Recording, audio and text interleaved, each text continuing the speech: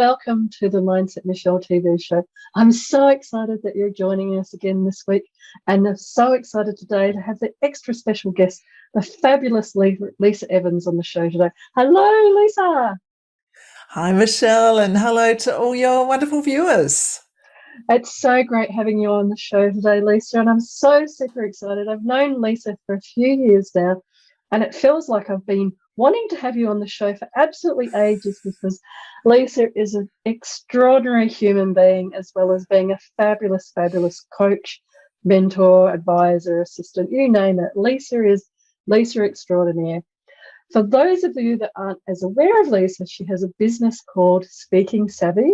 She's an executive coach, she's a presentations and a leadership expert, and she has many, many strings to her bow where she supports men, women, speakers, all sorts of people with many of their leadership needs, their mindset needs, as well as speaking and presentation.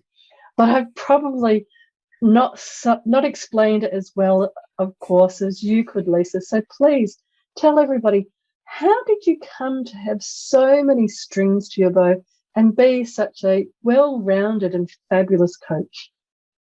Thank you for that introduction, Michele. So I began my career in a completely different field. I trained as a midwife when I still lived back in London, and that was my career for over 2 decades. I specialised. I worked in neonatal intensive care, so very high-tech, challenging area of nursing. Absolutely loved it. And then life sent me on a huge, huge detour, and I had to walk away from my clinical career, and I was left wondering, what am I going to do next? So I moved into the public service. I worked for the Department of Health for many years. I moved into contract management, procurement, and project management, and enjoyed doing that, and also became very interested in public speaking. So when I get interested in something, I tend to get a bit obsessive and jump right in and learn all that I can. So I was like a sponge. I engaged some of the best speakers and coaches and mentors around the world so that I could learn as much as possible about public speaking and presentation skills, becoming a certified speaker coach, and then realizing that my superpower is around storytelling. So these days I teach leaders how to tell better business stories. Fabulous. And you've explained that journey so well there, Lisa. And I guess for many people watching, you know, as a midwife and as a nurse through to helping executives with their leadership storytelling, it's quite a wide range of skill sets and backgrounds you've got. But what do you think you would say to people is success to you? What does success mean? It's good that you brought up the fact that my careers are so different now, because it's only when you look back that you realize that you bring a lot of the skills and tools from any previous career that you've had into whatever you're doing now, and that really can set you apart. So I think that success means being well-rounded, but also being very comfortable in your own skin and knowing that whatever it is that you choose to do, you are bringing a huge amount of wisdom, of life experience, of different insights and ways of being. And often those things are not tangible. They're not written on certificates or badges or whatever. They really are make up the essence of you. So beautifully put. And as I reflect on, you know, the difference between you being there and guiding and coaching somebody giving birth, and guiding and coaching somebody because Lisa also helps out with TEDx in Perth and all sorts of other senior, you know, events and executives, and coaching and guiding them through what can be challenging and difficult life journeys. I think you so beautifully put it that your wealth of expertise in different careers is the sum total of what you then bring in your beautiful way of supporting others to go through their challenges and journeys in life as well. And that's really, really lovely way of putting it. And nicely ties into where we're looking today at, you know, what is it that is it about the stories that we tell ourselves, and especially for women, tell ourselves, that might hold us back from speaking or hold us back from presenting ourselves in a way that we can be more successful. So, Lisa, I'm sure many people watching are dying to hear the sorts of advice and tips and observations that you can share that might help them to build a stronger and a more positive mindset for their own success. Yeah, absolutely. And I'd love to start by saying that, we all have stories worth sharing. So don't ever think that your stories are not worth sharing, because sometimes I hear that, because the world does definitely need to hear stories from everybody. And you get to choose. You're the curator of your stories. You'll get to choose which ones to tell and who you're going to share them with. But it's always the most important story is the one that you tell yourselves. And often we find ourselves thinking something or saying something that becomes a habit that we may have been saying for a long time. Often it's the voice of a parent or an older person, an adult, a teacher in our younger years that comes back. And when we think about those storylines or those narratives, a lot of them are no longer useful. Even if they ever were useful, they are what we call unresourceful beliefs, negative self-beliefs, and unhelpful stories that can really hold us back. And when we realize that's what they are, and we challenge that way of thinking, and we start to flip that way of thinking and be willing to let go of those stories in whatever way works for you. You've got some wonderful tools for helping people to let go of the past. Then we can move forward. We can move forward with the stories that cheer us on, with the stories that set ourselves up to be successful. And I'm not talking about only sharing the wins and the wows. Of course, we do need to share those stories of learning and of losses and of times where we felt challenged and we've overcome certain challenges, or we've done something differently as a result. But I'm talking about those unfounded negative narratives where we just find ourselves in that thought pattern, which usually begins with "I'm not," or "I can't," or "that's not me." And usually they've got no evidence to support them. That's such a great observation and so well put, wonderfully explained about those stories that don't support us, but that we may tell ourselves and come to believe is true when there's actually no evidence about it, but we can keep believing it. And I know one that I have fun with myself is I can't sing, or I can't draw, or I can't this, or I can't that. Yeah. So I actually belong to choirs, and I do drawings every year after I've worked out my goals and visions for the year coming ahead. I actually draw pictures around it. So it's funny hearing those voices, and everybody has them, that whether they came from parents or wherever it came from. I think one of the greatest tips for helping to create a different mindset and a more successful one is to start to observe those stories that you're telling yourself and how you can rewrite them, because they're not true, they're just stories in your head.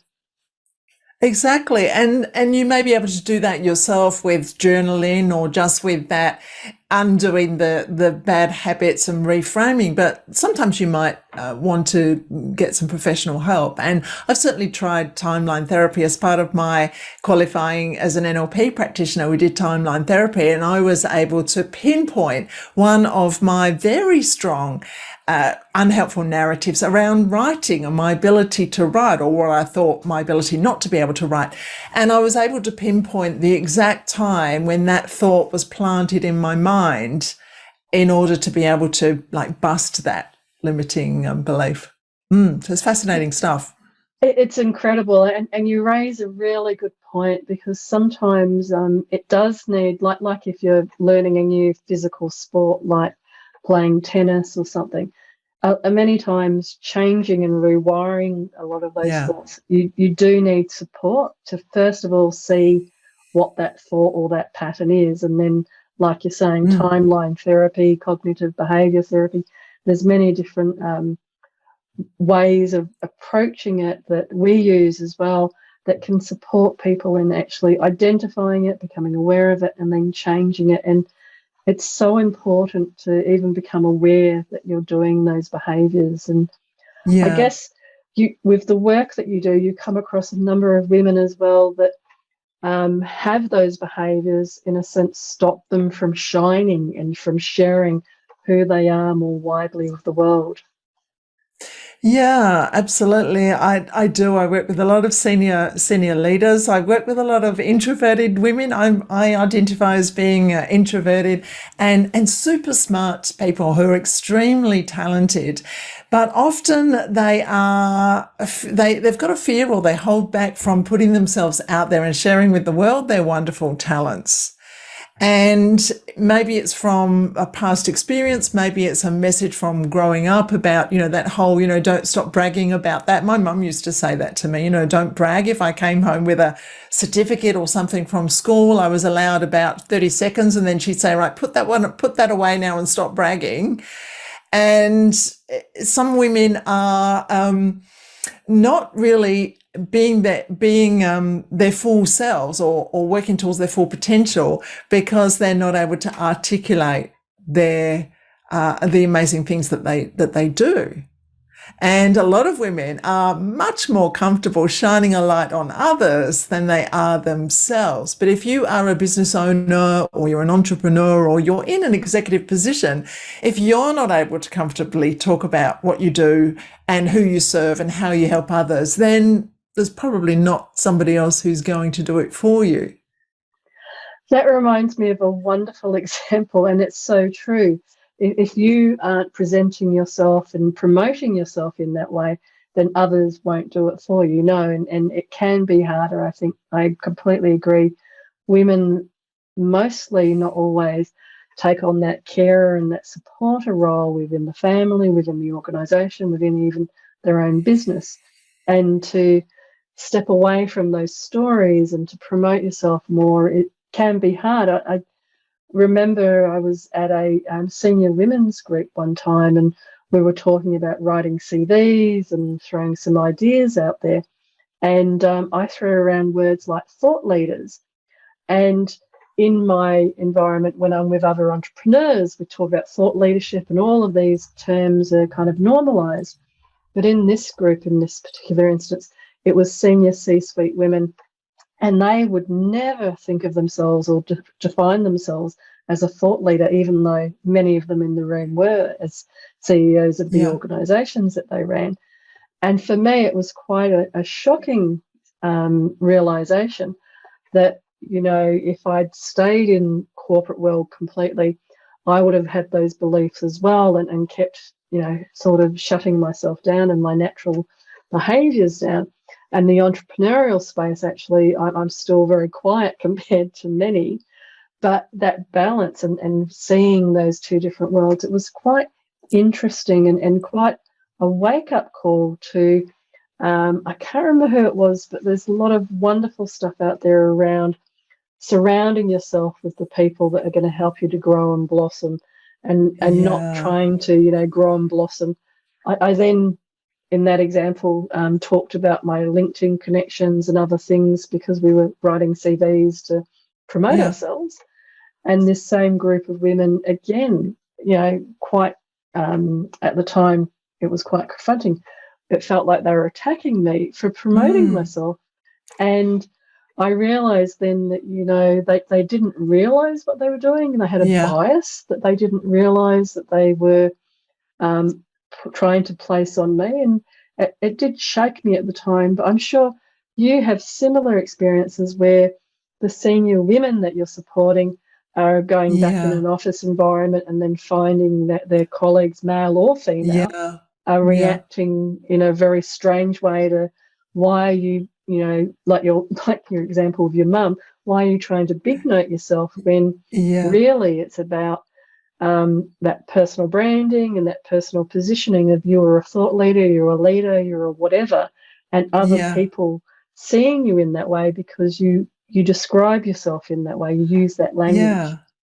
And we've got to be able to do it in a way that's authentic to us and feels comfortable for us. But there's a saying, and it goes something like, don't ever dim your light because your shining brightly makes others feel uncomfortable. And I also meet many women who play smaller than they are, because of that very thing. Your tall poppy syndrome is a thing in Australia. And yet, look, you've worked hard for where you are now. You deserve everything that you've got. We all do. And why should it feel weird or make others feel weird, or should they even consider challenging you if you have put your accolades wherever you want them on the shelf on LinkedIn? I mean, so what? It's none of anybody else's business, really. So shine brightly, everyone. Shine brightly, whatever it is that you're doing. Have you ever been on LinkedIn and somebody else has commented about there being a humble brag post, or somebody's got an award and then somebody else says, oh, but you nominated yourself for that award, and straight away it sort of takes out that joy because somebody else feels awkward about that. And that's what I realised with the example I was using. It wasn't me that was feeling funny using those words. It was the other people in the room that were making these comments. And I think you're right. LinkedIn's kind of a bigger platform for that sort of thing, where when people are uncomfortable themselves, they'll lash out at others. Yet, and unfortunately, a lot of that does tend to be gender-based or race-based as well. But if my name was Andrew and I was 6'4", et cetera, then there would be less of that challenge to whatever I was saying. And if I was a very loud personality type, then even more so. So it is interesting, because the last thing that I'm sure you would say, and I say to clients, is to change who you are. You want to be the most authentic and best version of you can be. And it can be challenging, because there's always going to be that other element there, isn't there, of people, the tall poppy syndrome that we have in Australia, or whatever else it might be. Yeah. And I think that once you come to realize that not everybody's going to like you, and that's okay. I think that for a lot of us, particularly women, when we are younger, certainly we spend a lot of time being people pleasers, and we want to be friends with people and we want everyone to like us, and that's not how the world works.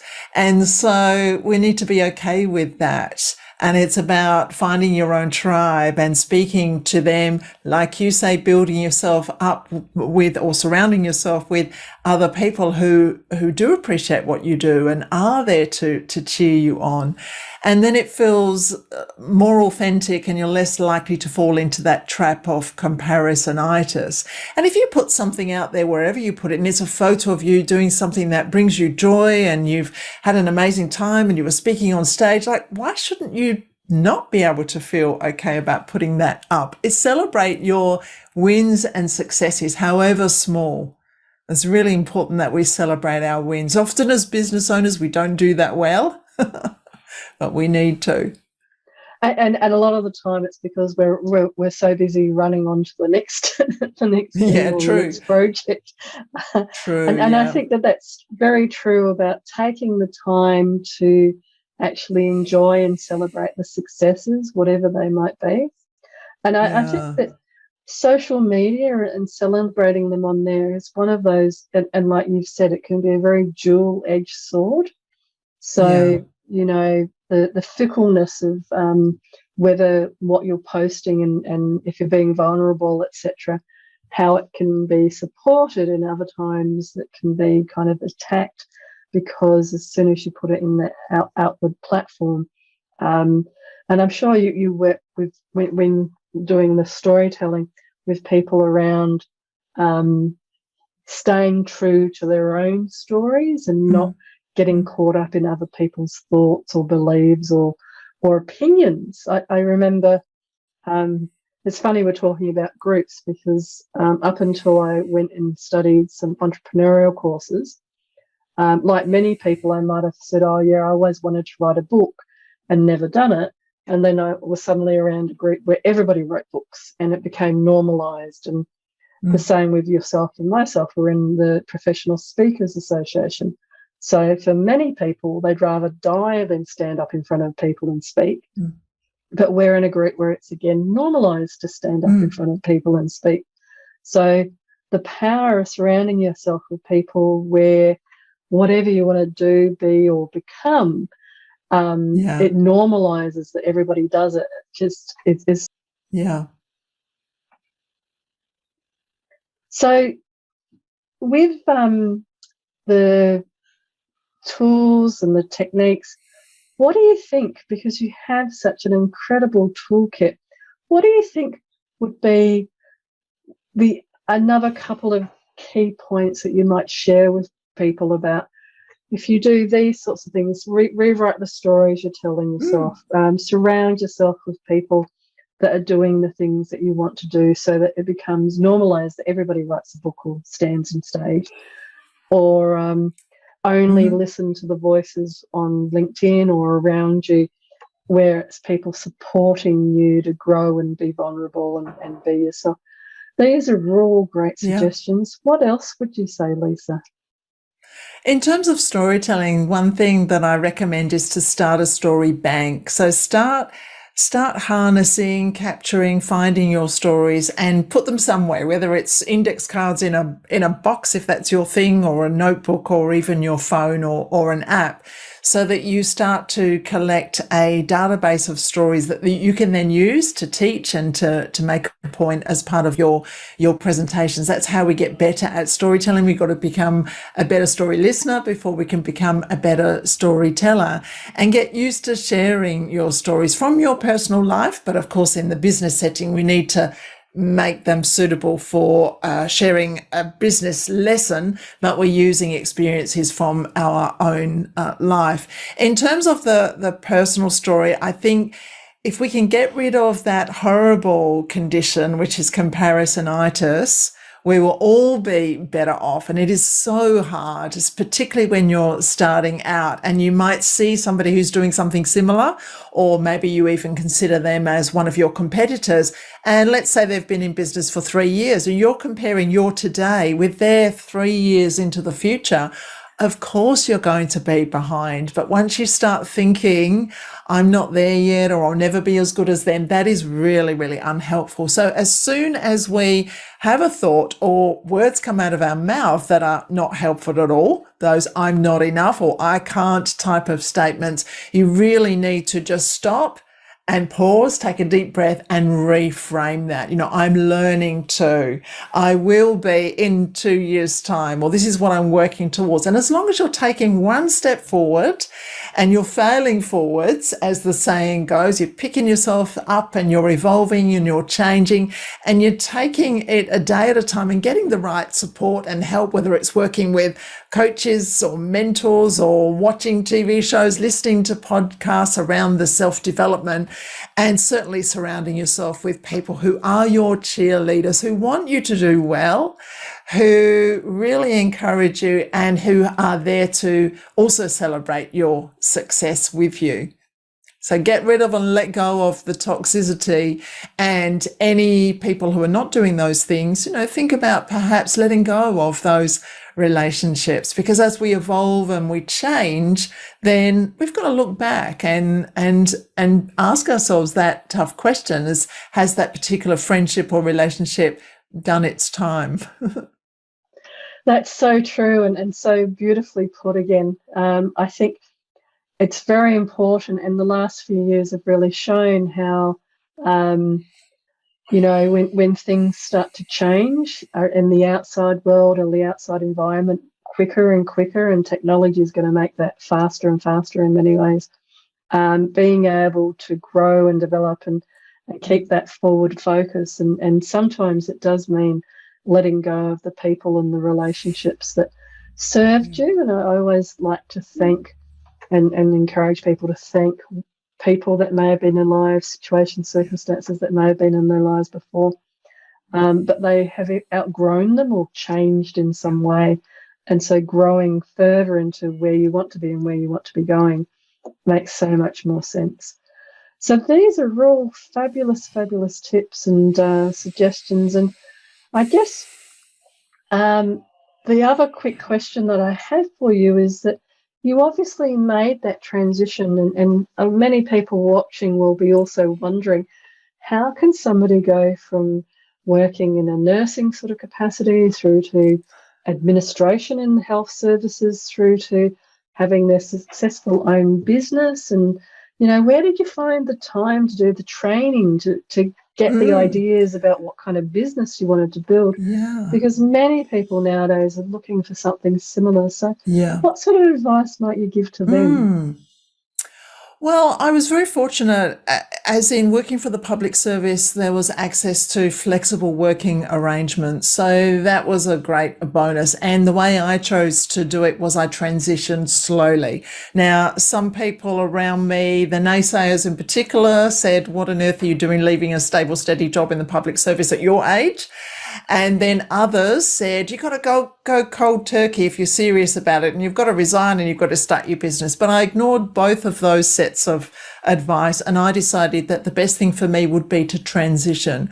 So I got very good at negotiating. First of all, it was, can I drop to a 9-day fortnight, then a 4-day a week? So I had to get rid of some of the responsibilities, particularly around travel. I was doing a lot of travel.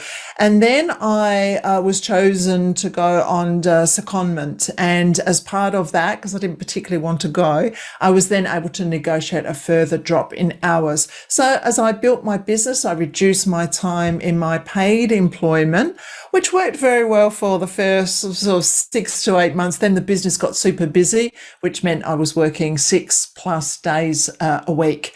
But I wanted to make sure that it was really what I wanted to do, and that I was going to have a really good crack at it and be successful before I cut ties completely with the public service. And I did that completely in 2017. So I started my business in 2014, then in 2017, went full-time and never looked back, and probably could have done it earlier. So it's whatever works for you. And some people find that they are put into that situation where cold turkey is the only option because they have been let go or they've taken a severance package. But I would say that if you've always had that burning desire to open a bookshop or a cafe or write your memoirs or get on stage, whatever it is, have a go, and believe in yourself and your ability to try new things. Even later in age, I've just started learning to play bridge, and whoa, I'm rewiring parts of my brain that I've not used for decades, I'm sure. But I'm surprising myself because I'm actually able to do it with the right teachers, and I'm learning and I'm enjoying it. So you can absolutely do it. And I really love meeting fellow entrepreneurs who started at 40, 50, 60. I think that they bring so much wealth and life experience in order to be very successful at business. Fabulous, and some really great tips there. And I really appreciate how you shared, it's finding what works for you, and sometimes there's a choice around that and sometimes there isn't. But I'm so grateful that our paths crossed, and that I was for the later part of that journey around as you have kept growing. And Lisa, as well, is being quite humble. She's now on the board for the professional speakers. So she kind of went from learning to speak to being on the board of the Speakers Association. So another great example of where by having that focus and the dedication and working at it, she's been incredibly successful. So if people wanted to get hold of you, Lisa, what would be the best way of following up from today? So I'm very active on LinkedIn. So you'll find me Lisa Evans. There's quite a few Lisa Evans. Is a very common name. So Lisa Evans Perth or Lisa Evans Speaker. Probably you will get my profile up if you put the city or at least Australia in there as well. Fabulous. And yes, for people looking for Lisa, she is based in Perth on the west coast of Australia, which is very, very far away from Sydney, where we're based. But also, Lisa, I'm sure, what would be the key insights or the key messages that you might give to yourself as a younger version of you? Be yourself, be comfortable with who you are, and say yes to the opportunities that bring you joy and excitement. Fabulous. And what a wonderful way to end this interview today and the session with the fabulous Lisa. Say yes. And I wholeheartedly agree, Lisa. Whatever age you are, just embracing life and embracing the joy that life can bring. saying yes is such a wonderful way to do that. So thank you so very, very much for saying yes to me and being on the show today. Thank you, Michele. It's been a real pleasure having you here. And to everybody watching, it's been amazing again to be able to share in this very special time some incredible insights from the incredible Lisa Evans into how to create a successful mindset. But for now, from my heart to your heart, be great, be fabulous, and be you.